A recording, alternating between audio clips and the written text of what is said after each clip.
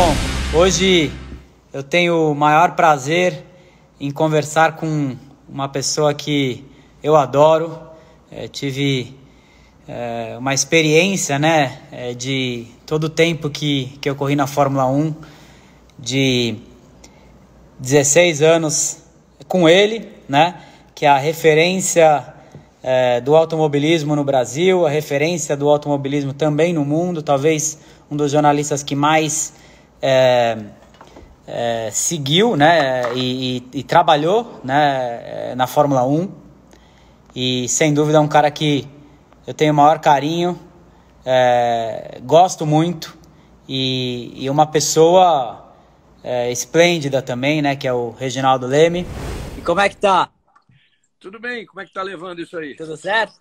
Tudo. Tudo bem, né? Logicamente é uma situação onde eu nunca imaginei, acho que todos nós, né, nunca imaginamos passar, né, por, acho que um vírus como esse, né, fazer com que todas as pessoas fiquem travadas dentro de casa, né, por uma situação, lógico, de saúde, né. Então sem dúvida, acho que eu tô até perdendo aqui. Acho que um pouco triste para todo mundo, né, mas tomara que volte o mais rápido possível, né, a gente poder voltar à vida normal, né? O que você está Volta, achando?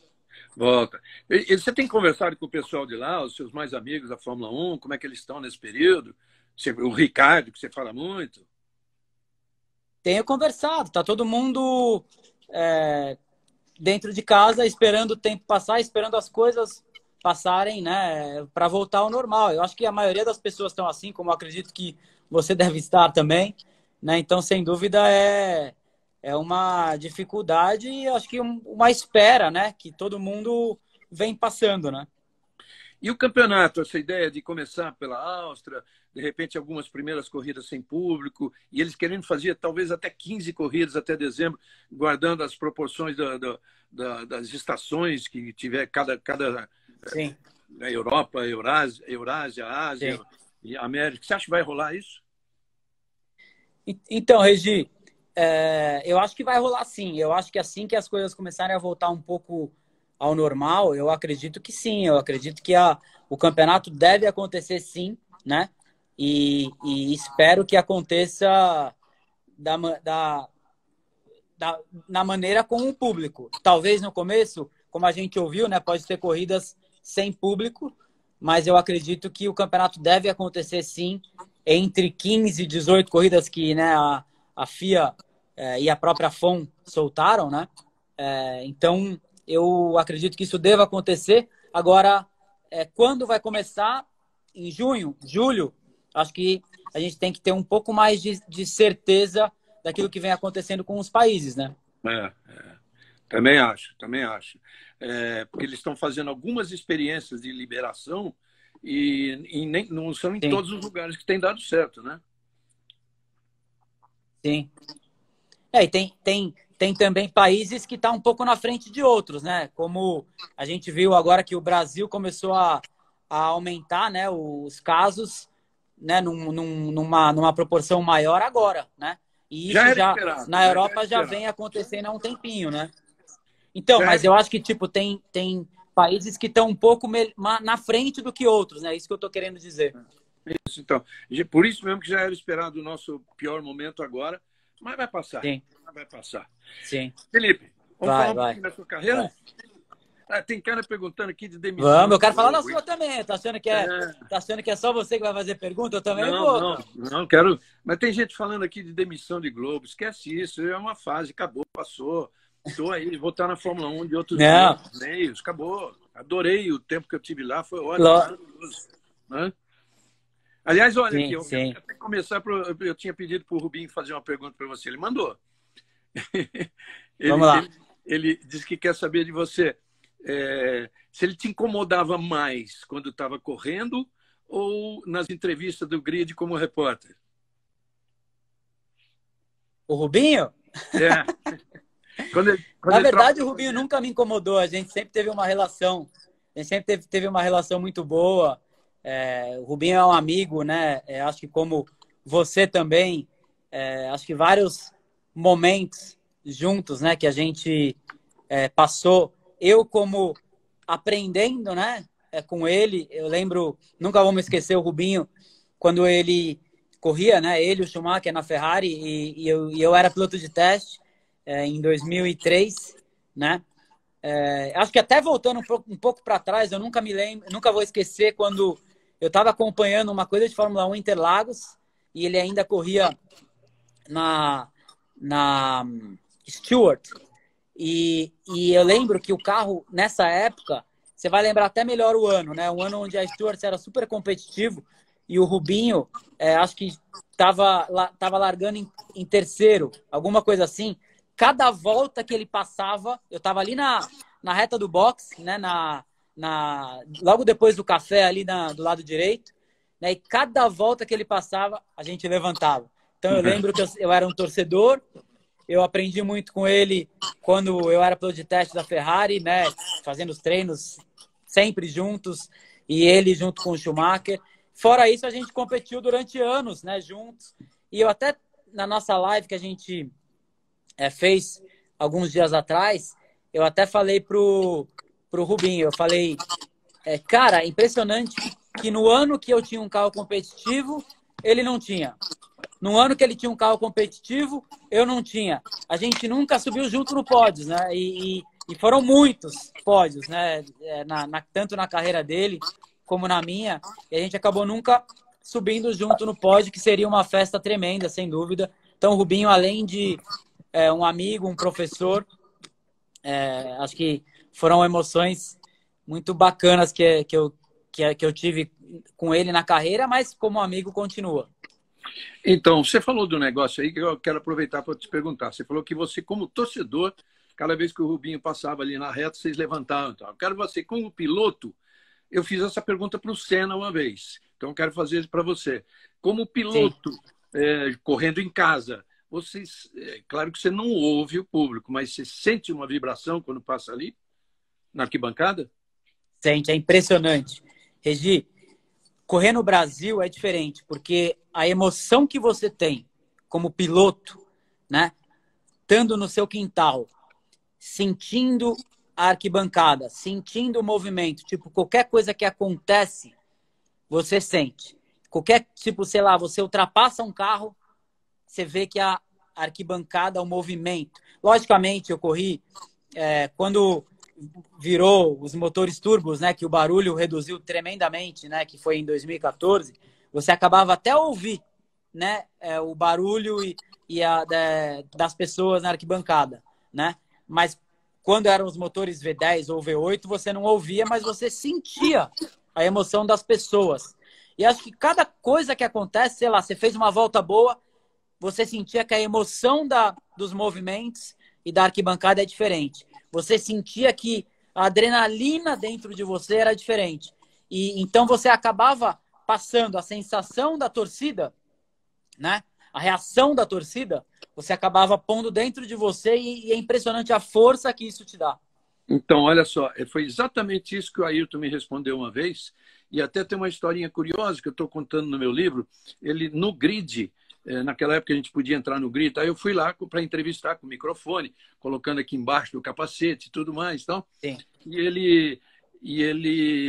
Eu falei assim, olha, eu não quero te atrapalhar. Ele falou, não, tranquilo, vai lá. Perguntei sobre o público, sobre ele ali na frente. Ele começou Sim. a chorar. Quando ele começou a chorar, eu ouvi no meu ouvido, era o Ciro José, que era meu diretor, e o Boni, falando assim, pô, pede desculpa que você desconcentrou ele. Eu falei, pô, Ayrton, desculpa, eu te desconcentrei. Ele falou, não, nada disso.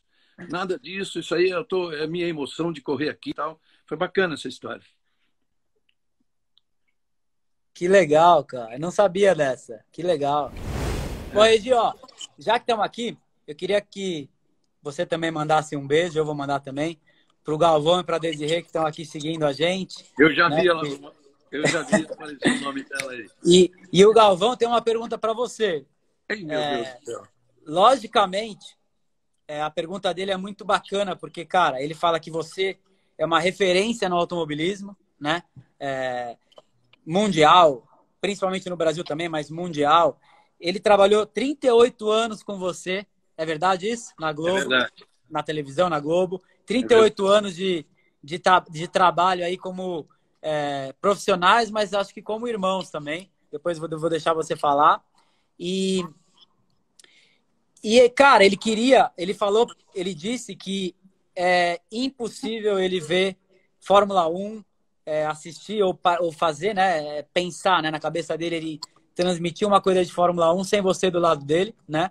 E também de automobilismo e outras coisas em geral. Então, a pergunta dele é tipo assim, Regi, e agora? Tipo, você não pode ficar sem automobilismo. Qual que são os seus planos, né? Depois dessa sua mudança, né, que você está tendo, até com a Globo, mas quais são os seus planos daqui para frente? Tem muita coisa, Gavi. Puxa vida, que bom você perguntar, bom falar com você. Aliás, amanhã tô vendo aquela final lá do Ayrton e estamos juntos, né? Vamos estar juntos, né? Então eu também tô, vou estar assistindo ali, hein? Cara, são muitas coisas que eu já estava vendo. Agora deu essa parada, mas os negócios continuaram. A gente tem feito reuniões através da internet. Tem muita coisa. Eu sempre disse isso desde que eu saí. Eu saí de onde eu estava para fazer um trabalho que eu fiz durante mais de 4 décadas, que eu adoro, legal, amo tudo que eles me deram, muito legal. Agora, a Fórmula 1 não saiu de mim. Lógico. Então nós estamos aí com vários projetos, tem... Bom, enfim, você vai saber, tem um aplicativo que está sendo feito, depois tem YouTube, essas coisas que vão... Logo eu vou avisar através do Instagram. Por enquanto eu estou aqui, no Insta está subindo, eu acho que agora vai subir mais aí com você. Não, Regi, você... Tchau, Desirê, um beijo para vocês. Beijo, Gavi! Valeu, Desirê, beijão! Não, sem dúvida, eu também concordo, Regi. O automobilismo não consegue ir para frente sem você, né? Que é realmente um representante nosso, né? No automobilismo, como eu até disse antes, e um cara que tem uma experiência, acho que uma inteligência, né? E histórias, né? Até de sempre, né? Do automobilismo, né? Que você tem. Além de ser um cara não bacana, mas um cara 100% querido por todos. Obrigado, Felipe. Você sabe que é recíproco isso que eu sinto por você. Já demonstrei várias vezes. Tal. Eu quero voltar a falar da sua carreira. Vamos lá. Olha, hoje todo mundo sabe, porque eu e o Galvão falamos isso muitas vezes nas transmissões. Você é simplesmente o 4º piloto maior vencedor da história da Ferrari. Só isso. Da Ferrari. Só perto do Schumacher, do Ascari e do Niki Lauda e está empatado com o Alonso. Ora, todos eles foram campeões. Eu só queria saber se você... Aquela história de 2008 até 2007, que se poderia ter sobrado para você, se depois de Monza você saísse na frente, como você liderou o campeonato todo em cima do Raikkonen, se tivesse saído o título para você, o que você acha que mudaria na sua vida? Boa pergunta, hein, Regi? Bom, na verdade... Começando por 2007, vai. É até bom, né, falar, porque 2007 foi um ano muito bom para mim. Foi um ano onde o meu ritmo era muito bom, né? Acho que depois de 2006, onde eu comecei a metade do campeonato aprendendo com o Schumacher e a segunda metade de igual para igual, como você deve lembrar, segunda metade do campeonato de 2006... foi um ano muito especial para mim, porque a gente estava disputando a cada classificação, a cada treino, a cada corrida, décimos, eu e o Schumacher, né? Foi quando eu consegui a minha primeira vitória, minha primeira pole, né? Que foram 3 poles e 2 vitórias. E 2007 eu comecei muito bem o ano e tinha o carro na mão, era um carro super competitivo, tinha uma McLaren muito forte, que era o Alonso junto com o Hamilton, que foi o primeiro ano do Hamilton, né? Onde ele conseguiu bater o Alonso no seu primeiro ano na carreira, né? E a gente tinha 2 equipes, né, em luta a cada corrida de igual para igual, que era o nosso carro da Ferrari e a McLaren. Tanto eu e o Kimi, como o Alonso e o Hamilton. E, na verdade, a gente tinha um acordo em 2007 que até a corrida de Monza, né? Quem tivesse na frente depois de Monza ia ter a vantagem no campeonato. Quer dizer, o outro ia ter que trabalhar para ajudar quem tivesse na frente no campeonato em Spa, que era uma corrida depois de Monza. Eu fiz um ano até Monza melhor que o Kimi. Um ponto, né? na frente antes de Monza. Então, só que a gente não pode esquecer que, tipo, eu cheguei em Monza, eu acho que eu tinha 2, se eu não me engano, Regi, mas independente. Eu cheguei em Monza, eu tinha mais pontos do que o Kimi, na corrida de Monza. Nos treinos eu era melhor que o Kimi não estava bem em Monza, nos treinos eu era melhor que o Kimi. Na classificação eu larguei na frente dele, fiz terceiro, ele fez quarto. Eu larguei e comecei a abrir vantagem na corrida, tinha um carro mais competitivo, poderia ter chegado até em segundo, naquela corrida não venceria, mas poderia ter chegado em segundo, até porque o meu ritmo era melhor ainda do que o Hamilton, que estava em segundo na corrida. E eu sairia de Monza com de 4 a 6 pontos, na minha opinião, a mais do que o Kimi. Entendeu? Então eu chegaria em Spa, né, na frente do Kimi no campeonato. E quer dizer, ali, se eu chegasse em Spa na frente, eu iria ser o piloto que eles iam focar, né, para o campeonato. A gente não pode esquecer da corrida que eu deixei o Kimi passar no Brasil para ser campeão. A gente não pode esquecer que em Spa ele ganhou, eu cheguei em segundo. Quer dizer, ele teria que deixar eu vencer em Spa naquela situação. E as outras corridas foram, eu cheguei algumas à frente, ele chegou algumas à minha frente. Quer dizer, eu tinha a chance totalmente de vencer o campeonato, né, em 2007. Infelizmente, na corrida de Monza, quebrou meu carro. Eu estava vindo, estava uma longa vantagem já em cima do Kimi, brigando com o Hamilton, e acabou tendo um problema na suspensão no meu carro, travou um amortecedor, eu tive que abandonar a corrida, e aí a gente foi para Spa, o Kimi 1 ponto na minha frente, ou 2, eu não lembro exatamente, na minha frente no campeonato, e aí eu tive que trabalhar para ele como fazia parte da regra, né? Se não E seria o contrário. Sim, se não seria o contrário, teria chance, até porque tinha um carro bom, estava muito bem, e cheguei no Brasil pronto para vencer a corrida também. Então, quer dizer, eu tinha uma chance muito grande de estar brigando eu pelo campeonato de 2007, não ele. E 2008, na verdade, foi um ano excepcional, você deve lembrar muito bem, um ano onde, pô, praticamente a maior parte do campeonato, se não fosse alguns problemas que eu tive, como na corrida da Hungria, onde quebrou meu motor com 3 voltas do final, eu liderando a corrida, com a corrida no bolso, né? Como a corrida de Mônaco, onde a gente acabou tendo um erro no box, eu acabei, em vez de ter chegado em segundo, eu cheguei em terceiro.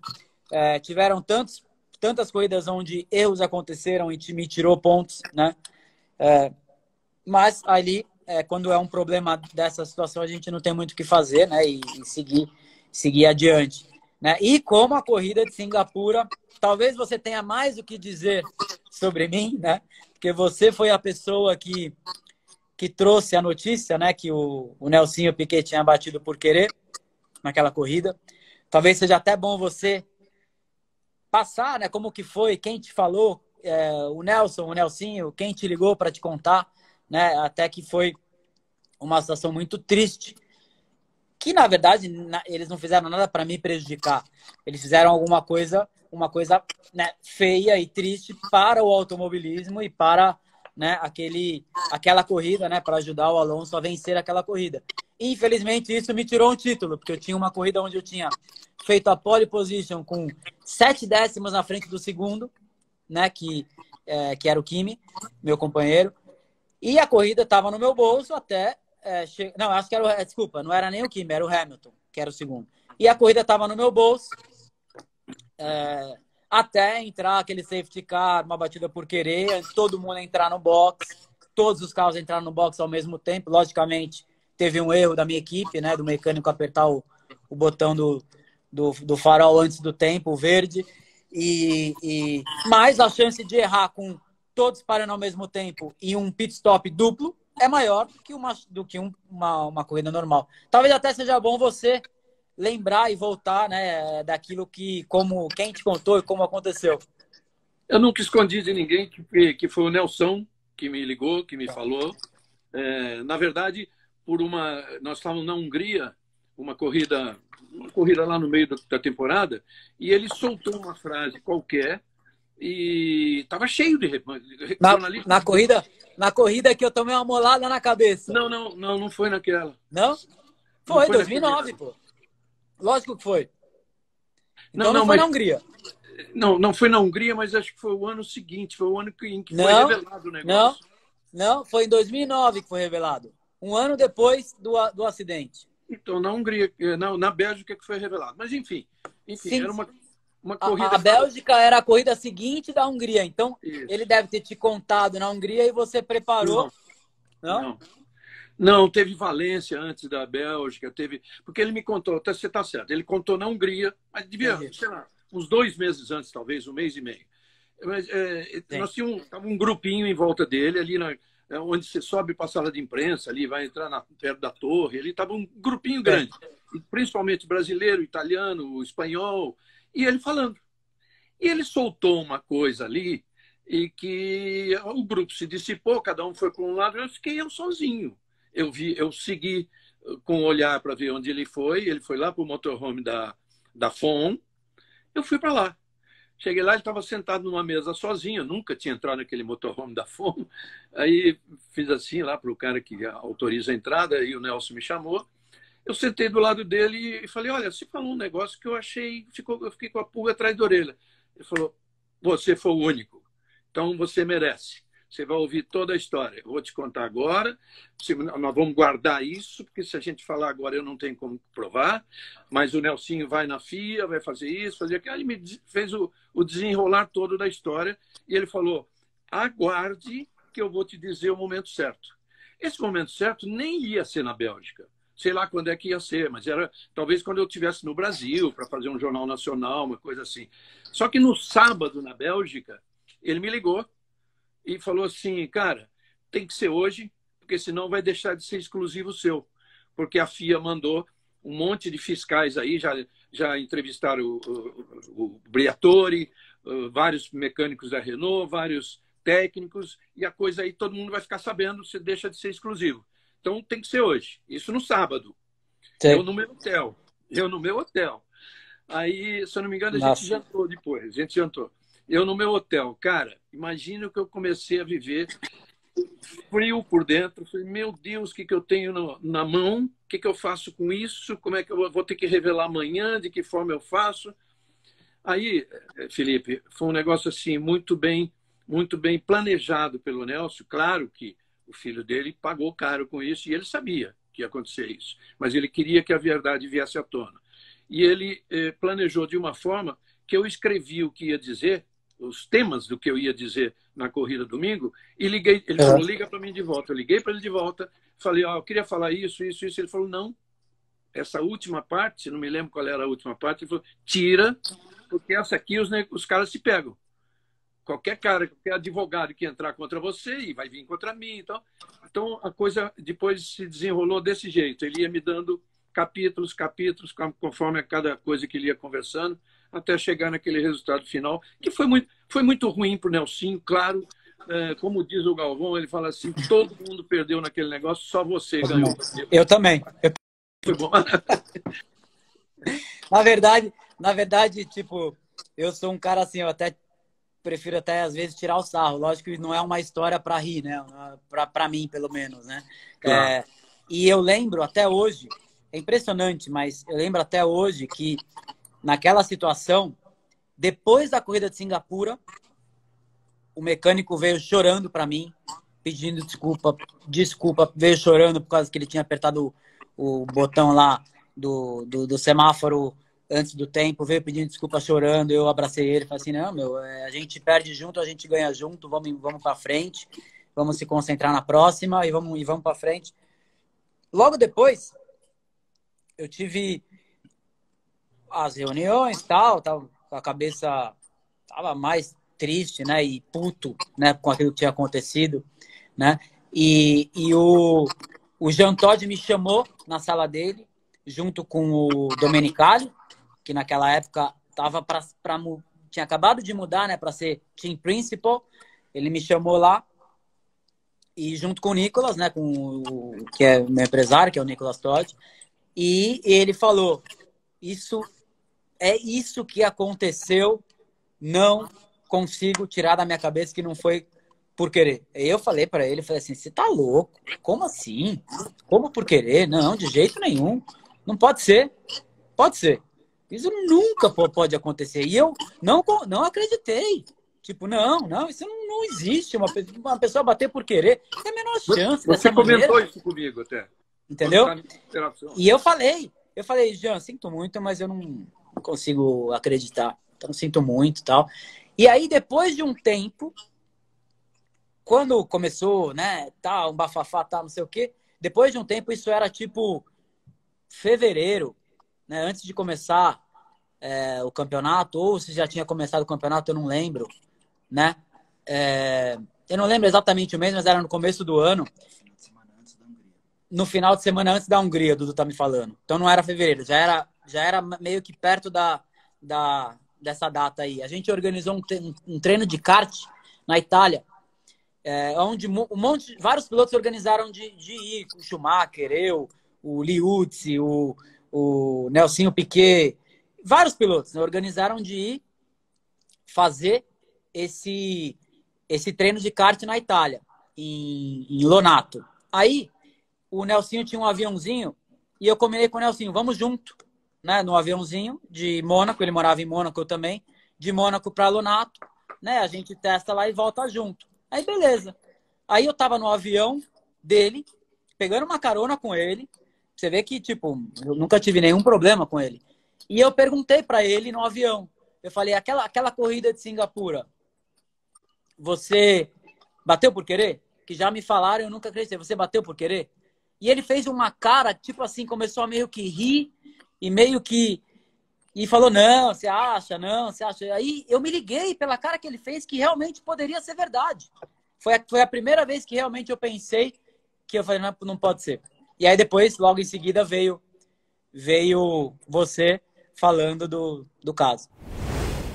Então, olha só, independentemente do que aconteceu depois, isso é uma coisa que eu não entendo. Como é que a Ferrari, com a força que ela sempre teve junto à FIA, ela não conseguiu anular essa corrida? Simplesmente anular. Eu não sei, Edi, eu fui atrás, na verdade, eu nunca fui atrás de um advogado. Eu fui atrás da Ferrari, com o Montezemolo, com o Domenicali, eu fui atrás e falei assim, cara, hoje, no mundo que a gente vive, né, quantas histórias aconteceram da bicicleta lá, do Armstrong, né, que acabou perdendo todas as medalhas que ele conseguiu no Tour de France, né, em Olimpíadas que descobriram, em coisas que descobriram e a pessoa acabou perdendo, né, ou a corrida, na verdade, ninguém iria perder, a corrida deveria ser cancelada, né, isso era o que deveria ter acontecido, até porque houve uma farsa na corrida, então a corrida deveria ser cancelada. Anulada, não existia. Anulada, entendeu? E aí, tanto o Domenicali como o Montezemolo me falaram assim, ó, a FIA tem uma regra que, tipo, se for um ano depois, não pode voltar atrás. E eu acreditei, quer dizer, eu nunca fui atrás de um advogado. Mas não sei. Na verdade, eu não entendo, né? Mas eu sempre achei um absurdo as coisas não poderem voltar atrás depois que um caso foi comprovado que houve uma farsa, entendeu? E, na verdade, não era um ano atrás. A Singapura seguinte ainda ia acontecer. Na verdade, não quer dizer um ano, mas era no ano seguinte, né? Eu não sei se era essa a resposta, entendeu? Bom, enfim, eu não conheço a regra dessa história. Nem eu. Mas com a força que a Ferrari tem, bastava ter anulado aquela corrida. Eu entendo até que anular um GP tem um certo compromisso com um monte de coisa. Claro, um monte de coisa, com os organizadores, tem grana envolvido, mas aquilo não podia, essa corrida não podia constar na história da Fórmula 1. Constar na história, sim, mas pelo aspecto mas, Regi, isso aconteceu no futebol. Eu lembro até hoje, claro. A Juventus da Itália. A Juventus da Itália descobriram que eles, sei lá, pagaram um juiz. A Juventus foi perdeu o campeonato daquele ano e voltou e foi para a Série B. Série B. Assim que descobriram, entendeu? Então, quer dizer, aconteceu em vários esportes, né? Aconteceu no Brasil, futebol. Vários jogos tiveram que ser Acredito que jogados aconteceu, de novo. sim. Né? Sim. Enfim. Bom, vamos falar de coisa boa que é melhor. Vamos. Regi, agora, é uma pergunta muito difícil para você, que vem de um irmão seu, um cara que você trabalhou muitos anos, né, que é o Baiano, e o Baiano falou, cara, pergunta pro Regi qual é a idade dele. Quando você falou em Baiano, eu vi que já vinha por aí. Minha idade, o Baiano, minha idade é desconhecida. Pronto. A minha idade é o seguinte, 46 anos de Fórmula 1 por enquanto e mais o que vem. Boa, Regi, isso aí. Isso aí. Bom, vou deixar você aí, faz aí. Não, então, vamos lá. Qual foi o seu companheiro de equipe mais difícil? Bom, meu companheiro de equipe mais difícil foi o Alonso, né? Na verdade, não tiro o Schumacher. O Schumacher foi um cara que foi uma dificuldade tão grande chegar no nível dele. Eu consegui chegar no nível dele na segunda parte do campeonato, como eu disse, né? E era um cara que, cara, para você cravar o cara, você tinha que estar no seu dia. Era possível, lógico, mas você tinha que estar no seu dia e fazer aquela volta perfeita. Senão você sabia que ele ia largar na tua frente, por exemplo, entendeu? Agora, o Alonso era um cara que tinha, sem dúvida, o talento que o Schumacher tinha, a velocidade que o Schumacher tinha, a inteligência que o Schumacher tinha, de conseguir entender a corrida, de ter uma ideia daquilo que está acontecendo na corrida, um cálculo daquilo que está acontecendo na corrida. Mas o poder do Schumacher era muito forte, mas eu era tipo um irmão mais novo. Então ele não tinha pega para mim e o Felipe que se dane, entendeu? E o Alonso era uma guerra muito mais de igual para igual. Então o poder que ele tinha, ele conseguia trazer tudo para ele. Ele tinha um talento para trazer as coisas para ele, né? Na força da política, por exemplo, na força do poder que ele tinha dentro da equipe, né? Que, cara, para mim era difícil. Tipo assim, também para estar na frente dele, você tinha que fazer a volta perfeita. Muitas vezes eu consegui. Só que aí ele conseguia, né? Trazer as coisas para ele. A melhor volta para parar era dele, né? A estratégia melhor era dele. E que aí, sem dúvida, as coisas voltavam mais pro lado dele. Então, quer dizer, várias vezes aconteceu de eu estar largando na frente dele e, porra, muitas pessoas da equipe mudar. De uma hora para outra, antes da corrida, mudar e tentar meio que botar frases para mim, do Alonso, sabe? Tipo, que era difícil e psicologicamente era muito difícil. Então, sem dúvida, eu sofri muito, principalmente no lado psicológico com ele, né? Isso me afetou, né? Me afetou muito. A minha primeira corrida do ano, eu larguei na frente dele, no Bahrein, que a primeira corrida do ano naquela época era no Bahrein. E a segunda corrida do ano, ele fez uma corrida excepcional, ganhou de mim, eu cheguei em segundo, né? Ele acabou me ultrapassando na largada, na primeira curva, e depois a gente veio a corrida inteira junto, mas eu não consegui ultrapassar ele, quer dizer, ele fez uma corrida excepcional no Bahrein. Agora, na Austrália, choveu na corrida, eu cheguei em terceiro, ele chegou em quarto, e nas últimas 10 corridas, isso eu já falei aqui numa live uma semana atrás, e ninguém soube, né? Ele veio chegando em cima de mim nas últimas 10 voltas da corrida, e a equipe começou a mandar eu deixar ele passar. A segunda corrida do ano, entendeu? E eu não deixei, eu não quis deixar ele passar, né? Neguei a ordem da equipe, cheguei em terceiro, ele chegou em quarto e saí daquela corrida liderando o campeonato. Só que com uma pressão e com uma... Tipo, cara, na segunda corrida do ano os caras mandaram deixar ele passar. Pô, isso é muita isso não tá certo, entendeu?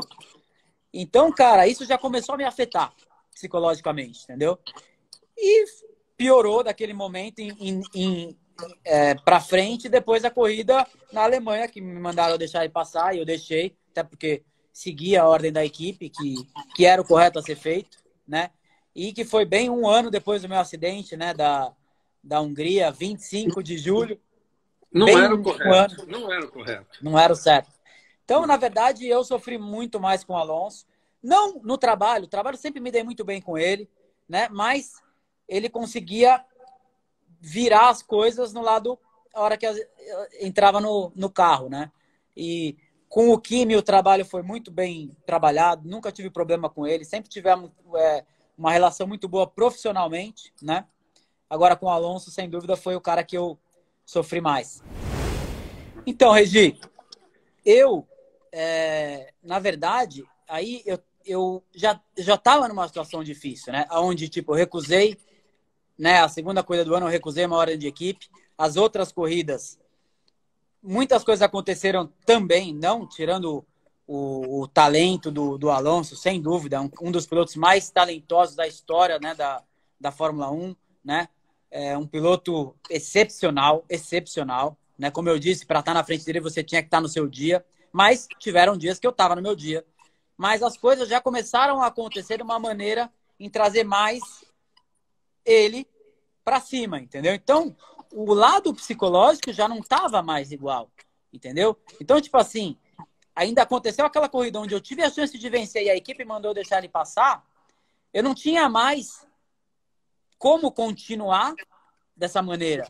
Então, já que eu não tinha mais como continuar dessa maneira, melhor que as pessoas saibam daquilo que está acontecendo, né? E a partir desse momento foi quando eu segui, até porque eu sou um profissional e você trabalha para uma empresa, né, Regi? Então, no final, eu deixei ele passar e assim as pessoas ficavam sabendo daquilo que estava acontecendo. Então, a minha decisão foi essa, mas sem dúvida foi um dos dias mais tristes da minha carreira e sem dúvida me afetou psicologicamente muito, né, no final. Não tenho dúvida nenhuma. E isso, Felipe, me ensina uma outra coisa na Fórmula 1. Eu vejo o quanto é difícil para nós jornalistas, imagine para vocês, o quanto é difícil você passar por cima de um monte de coisa. A gente visitava você no box da Ferrari, jantava ali naquela mesa, você, o Alonso, conversando com o Alonso, você tem que praticamente dar uma ideia de que vai tudo bem, mas Sim. sabendo que é uma guerra. Sim. Verdade. Muito Não. difícil. É muito difícil. E você sabe que o mundo da Fórmula 1 é um mundo difícil, né? Não é um mundo fácil. É um mundo que muita gente acha, os caras vão lá, correm de fim de semana e beleza. Mas é uma pressão muito alta, é um trabalho muito forte, é um mundo muito difícil e complicado, não só para os pilotos, mas também no meio jornalístico, né? E, em geral, é um mundo difícil, que tem uma pressão e que tem um jeito, né? Duro com as pessoas, piloto, engenheiro, jornalista, chefe de equipe, né? Em geral, né? Eu imagino, por exemplo, Felipe, se você está me ouvindo bem? Tô. Eu imagino, por exemplo, como é que está o ambiente na Ferrari hoje, né? Entre Vettel e Leclerc, o Leclerc surgindo, e o Leclerc é um cara que você conhece muito bem, gosta muito dele, é um cara que não vai, não importa se o cara é tetracampeão e se é um piloto mais experiente que ele, não importa, ele está lá para fazer o dele. E em cima do Leclerc, eu queria te fazer uma pergunta. Eu falei isso várias vezes na televisão. Não quero dizer que ele seja melhor que o Verstappen, não é isso. Os dois têm um talento espetacular, só que estilos completamente diferentes que eu te perguntaria. Eu falei isso na televisão uma vez, até arrisquei um pouquinho. Qual dos dois você acha que pode ser campeão primeiro? Estilos completamente diferentes. Bom, eu acho que os dois são talentos, né? A gente não pode nunca esquecer o que o Vettel fez, né? Na carreira dele, sem tirar o talento dele, sem tirar a capacidade que ele tem como piloto, né? Agora, sem dúvida, o Charles vem num momento muito forte. O Charles vem num momento onde o que aconteceu no primeiro ano da carreira dele na Ferrari trouxe um poder muito grande para ele. Sem dúvida, a Ferrari começa o ano dando condição igual para os dois pilotos. Isso já é uma vitória para o Charles, né? Começar o campeonato com possibilidades iguais, né? E com o Vettel numa pressão muito mais forte, porque como ele é o campeão, como ele é o cara que tem o resultado, o Charles tem muito menos a perder do que ele tem muito menos a perder. E isso pode afetar psicologicamente ele, sem dúvida, né? Agora, ele em relação, então, Charles em relação ao Verstappen. Eu acho que o Charles tem um potencial maior por começar já o segundo ano da carreira dele na Ferrari, né, em condição igual, como sendo o queridinho da Itália. Ele hoje virou um queridinho da Itália. Então ele está muito forte psicologicamente e ele é um cara muito forte psicologicamente. Não vamos esquecer da corrida de Fórmula 2, de GP2, né, que ele ainda corria em Baku. O pai dele faleceu, ele ganhou a corrida, né, massacrou todo mundo. Mostra o quanto forte ele é psicologicamente, não só nisso, como em tudo aquilo que ele faz. Então, você acha que o Verstappen é um talento indiscutível, mas o tipo de piloto que ele é também traz mais erros. O Verstappen... Eu acho que eu estava falando do Vettel, né? Agora, quanto ao Verstappen, eu acho que são os dois futuros campeões que a gente tem na Fórmula 1. Quem vai ser primeiro? Tanto o Verstappen como o Charles, né?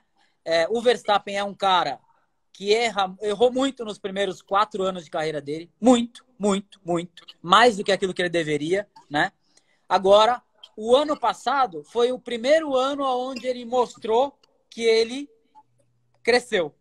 Eu acho, na minha opinião, que ele tinha uma pressão muito menor com o companheiro de equipe o ano passado, né? Que ele jantava os companheiros de equipe muito facilmente, né? Então ele teve um ano tranquilo, sem pressão interna, né? E isso fez ele crescer, fez ele mostrar aquilo que ele era, né?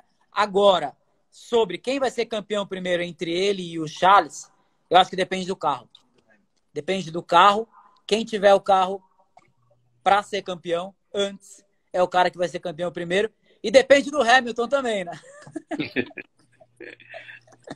Vem cá, falando em Hamilton, as últimas agora, ele acabou de renovar contrato, tudo, mas fala-se cada vez mais da Mercedes fora e o Hamilton com o Toto Wolff na Ferrari em 2021 ou 2022.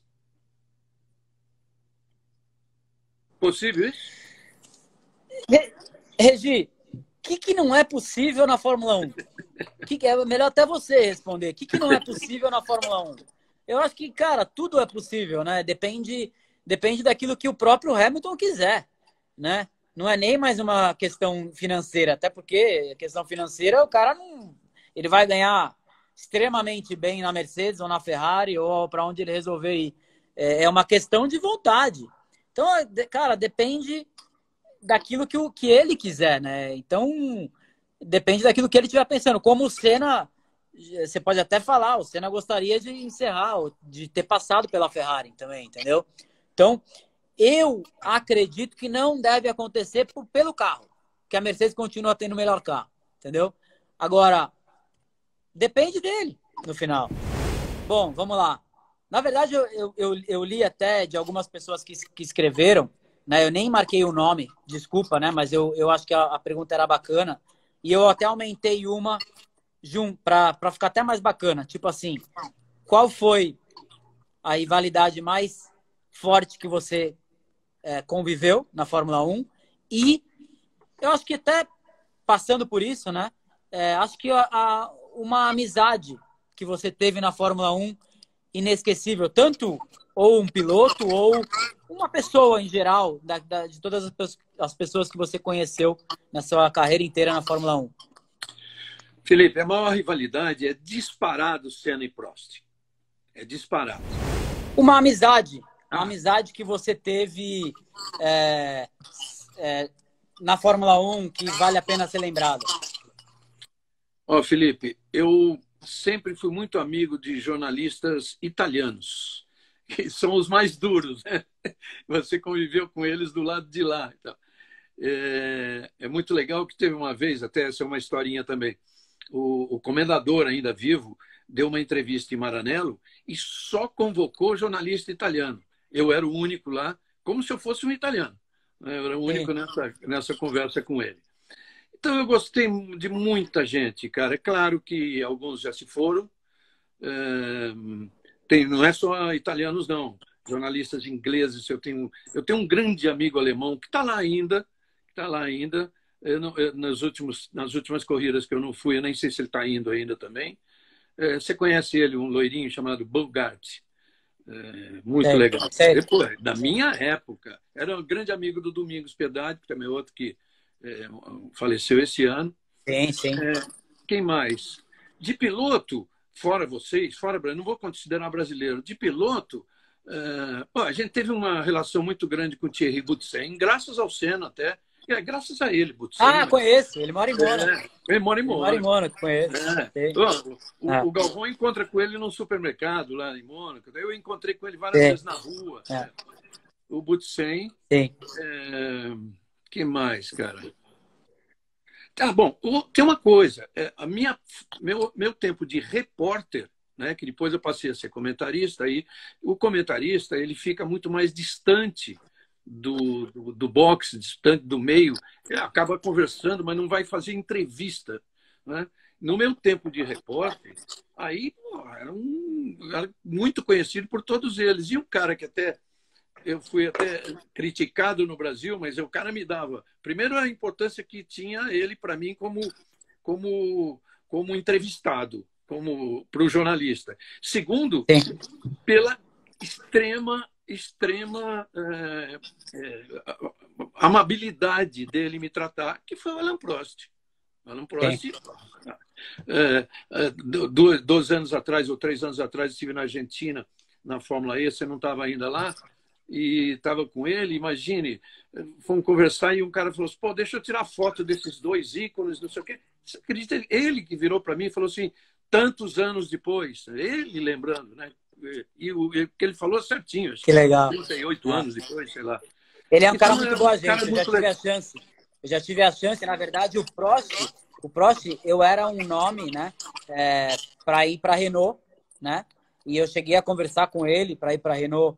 Isso já era para 2000 e...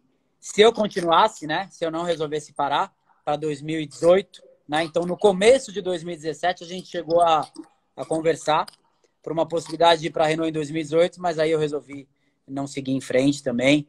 E eles também estavam, sem dúvida, também analisando outros nomes, como era o Carlos Sainz, que acabou correndo. Então, no final, ele tive uma relação e né, acho que entendi que ele é realmente uma pessoa muito do bem, apesar de toda, né, essa briga e disputa que ele teve com o Ayrton Senna, que ficou conhecido no Brasil. Só que, cara, você estava contando a história da tua primeira corrida, incrível, né? Eu nunca tinha ouvido falar. E aí não dava, ficou travado e vai travado, pelo amor de Deus. Né? Estreiei com a conquista de um título mundial pelo Brasil pela primeira vez. Essa foi punk. E mais, hein? Na sequência, imagine, eu peguei a sorte de 22 anos, né? Das 3 gerações de campeões. Sim. E depois ainda emendou com o Rubinho e você. Sim. Tô feito, mas não vou parar, Regi, só para completar, porque você falou que a maior, né, rivalidade, né, que você seguiu foi do Ayrton e do Prost, né? O Mansell e Senna, Piquet e Mansell, como foi?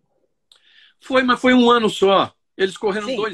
2 anos juntos, mas a grande rivalidade começou na metade de 86 até 87. E aí, o Piquet bateu na Tamburelli em 87. Isso atrapalhou bastante eles dois. O Mansell começou até a ganhar a corrida dele. E no final, o Mansell, machucado, não conseguiu correr a última. Então, foi muito pouco tempo. Entendi. Entendeu? E ali era duro para o Piquet também, porque os ingleses ali eram totalmente, principalmente o Patrick Head, era totalmente Mansell. Pro Mansell, entendi. Mas, cara, vou encerrar aqui agradecendo você, um beijão de coração para você, para todo mundo que está aqui seguindo. Reginaldo Leme é um cara que é nossa referência no automobilismo, né? Que eu amo e tenho o maior prazer em ser amigo e aprendi muito com esse cara, né? Então eu queria agradecer por mim e por ele. Valeu, Regi. Tamo junto, cara. Fica bem aí e quero te acompanhar nas corridas aí, que campeonato for, não interessa, interessa que você não pode sair do automobilismo de jeito nenhum. A gente ama você aí, de coração.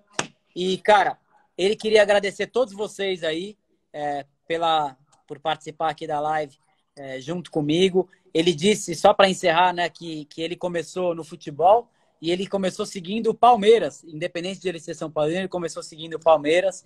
Então, ele queria agradecer, né, a live e também tá falando aqui comigo. Foi super legal, Regi, a galera curtiu muito. Valeu, um beijão.